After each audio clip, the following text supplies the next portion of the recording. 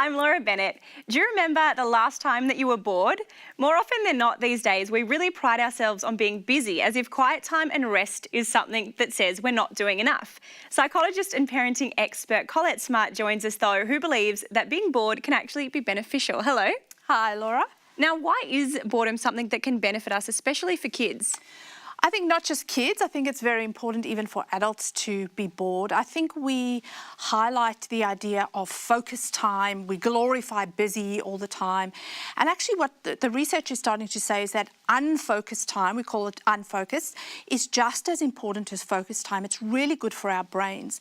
So being bored is to our minds the same as sleep is to our bodies. Right. So it's healthy.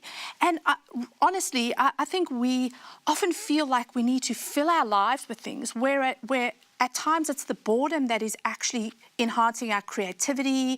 It's helping us become more curious. We need those times of boredom to actually be more creative.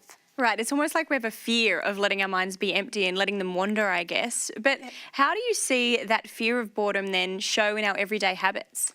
I think as parents, we feel like we've got to solve or fix the boredom. We've got to fill our children's lives. So when our children complain, oh, I'm bored, we feel like we have to overschedule or fill their times. And not just the children and the adults as well, we tend to reach for a screen. We switch on the TV or we reach for our phones.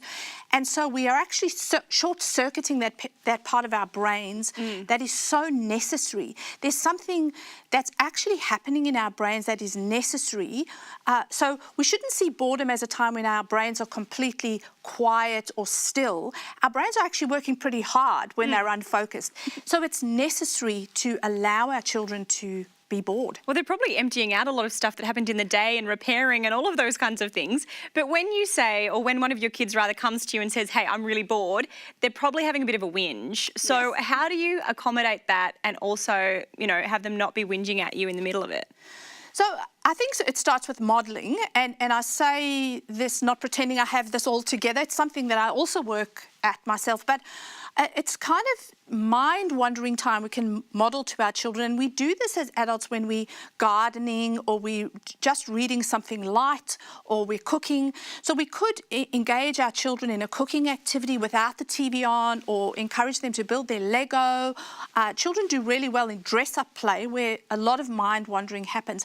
We need to see those times as our children's brains developing and not nothing happening. So really just encouraging them. Something we say in our home is, you're responsible for your own fun. But really being okay with no screen time. So no screen times in the morning before school, having scheduled times where there is no screen time. We overschedule. So if we're going to schedule times in where their boredom is allowed. My teenage son has taken this on. He's got his P's, and he now, when he drives his little brother to school, will say things to him like, no iPad in the car because you need to be sitting talking to me. And I love that he's taken it on now. So it's about just developing new habits where being quiet is okay. Collett, great advice. Thank you. Thanks for having me. Collett Smart, psychologist and parenting expert. Some great points there. Cooking without the phone or any kind of technology. No iPads in the car. I love that. And that being bored is actually to our mind like sleep is to our body. Thank you so much. And you can find more information on the show. Head to our Facebook page and also find us online as well.